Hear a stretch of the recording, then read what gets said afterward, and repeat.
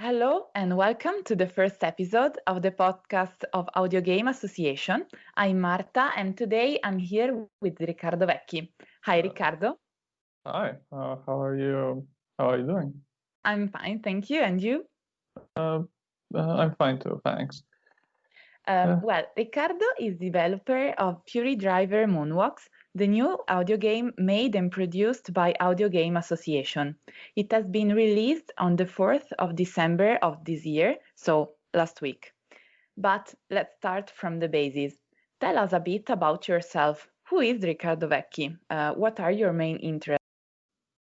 well, I'm a junior Unity developer. I started programming with Unity like November last year.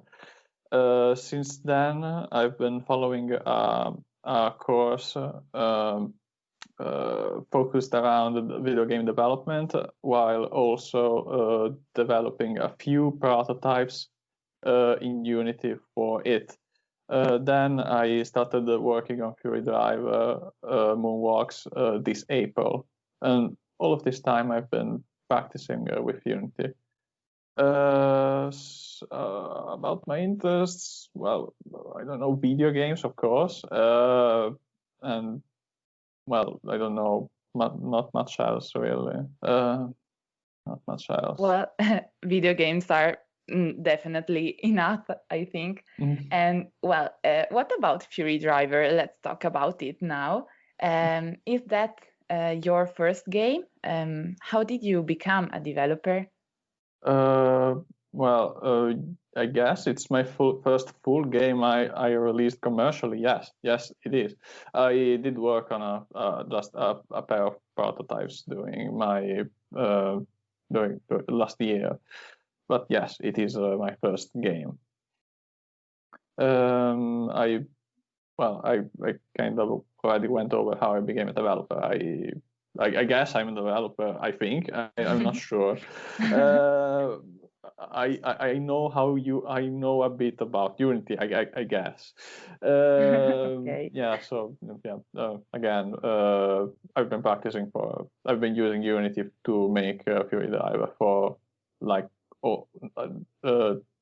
9 months. So yeah.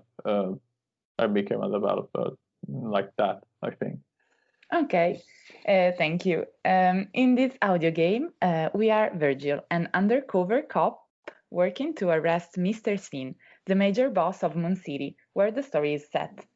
Who is Virgil, and is he inspired by anyone from a film or a book? Virgil is a cop. He lived in Moon City, the fictional setting of the game, when he was very young, and he moved elsewhere. He returned there to assist his father, who still lives in Moon City. If he's inspired by anyone, okay, I didn't write the story of the game. Andrea D'Angelo did. Mm-hmm. And I don't remember him telling anything in particular about Virgil, or at least Virgil's name. I think that since the main villain of the game is called Sin, which sounds corny on a surface level, but actually his name comes from Sin, a Sumeric deity related to the moon. Oh, wow. And he is the biggest mob boss of the city. Moon City can be compared to a hell, can be seen as a hell, and thus he chose to give the main character the name Virgil as a nod to the Dante Alighieri's Divine Comedy, because he is as much of a guide to Dante as our Virgil is to the player through the hell that is Moon City. Yeah, I think that's why he chose that name for the main character. Wow, okay, thank you. And the game is called Fury Driver Moonwalks. these moonwalks are unregulated car races, and there are quite a few in the game, like 11. Can you talk about them from a developer point of view? Were they difficult to design? Well, sure. Yeah, they're 11. They're procedurally generated. So even if you play the same one over and over again, it's always different. But they don't have too many variables. Okay, so they are procedurally generated, but they each one has a few different parameters different from one another. Some races don't have obstacles at all. Some have more than others. Some have some you have to turn each 10 seconds. Others you have to turn each 12 seconds. Each they have different length. They have different length. So yeah, they're not that complicated. I mean, they're not that complicated. I try to make them similar to the battles of the battles of the game. So yeah, not that difficult to design. But I've received a few complaints about their sameness, so I try to address that issue in following projects. They were not so difficult from a design standpoint. They were okay. They were kind of a mess, but they were not difficult. They were not that difficult, but they were very difficult to balance. Or Okay. The first iteration of the racing minigame was kind of a failure. Was you didn't have freeform movement. You could only move from one column to another. You couldn't move freely between the lanes. That's the word, between the lanes. It was very clunky, and I managed to change it, and now it's not so bad. So I've received a positive feedback. I mean, from a control standpoint, I received positive feedback about it. So yeah, that's a big success for me, I guess. Oh yeah, I'm very glad of it. I'm very happy. And well, music and voice are extremely important in an audio game. In this case, Matthew Curtis dubbed the game, and Lorenzo Venturini was the sound artist. Which features were you looking for when choosing the voice and the music? And did you work all together?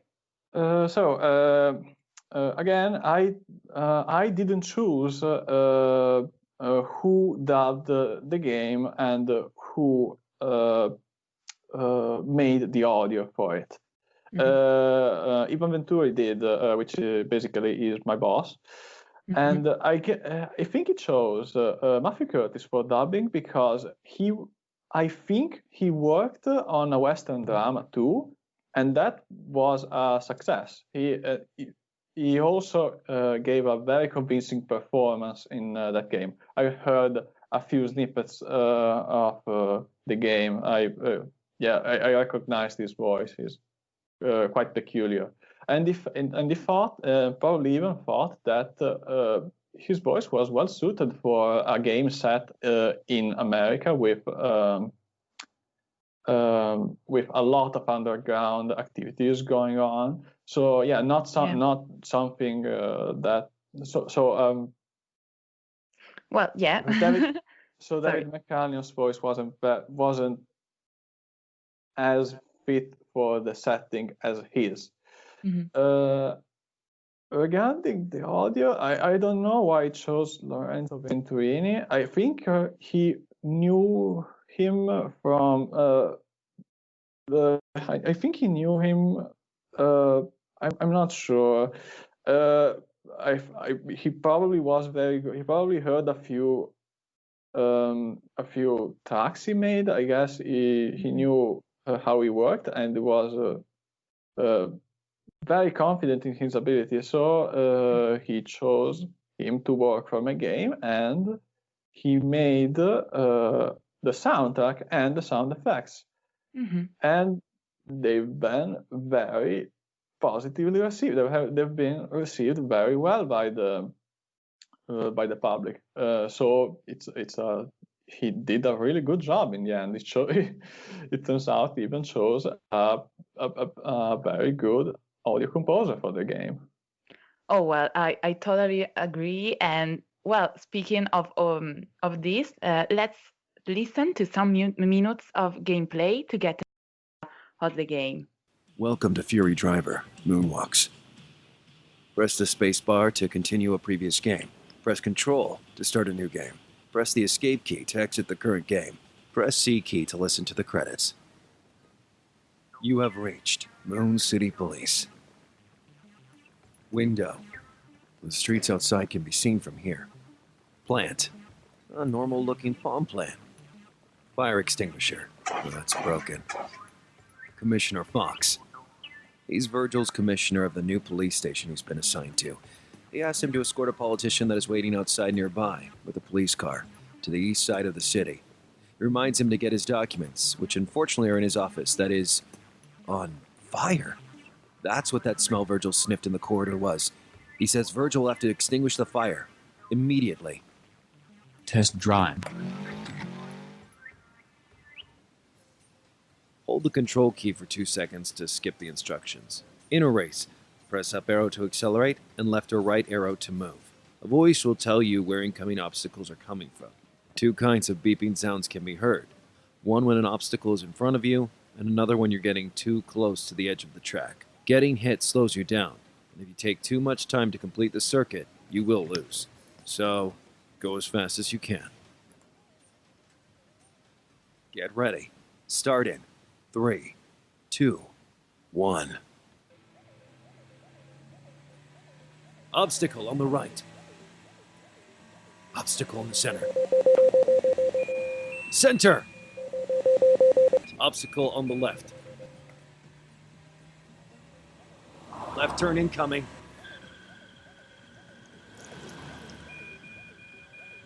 Turn completed. Obstacle on the right. Obstacle on the left. Left. Center. Right turn incoming.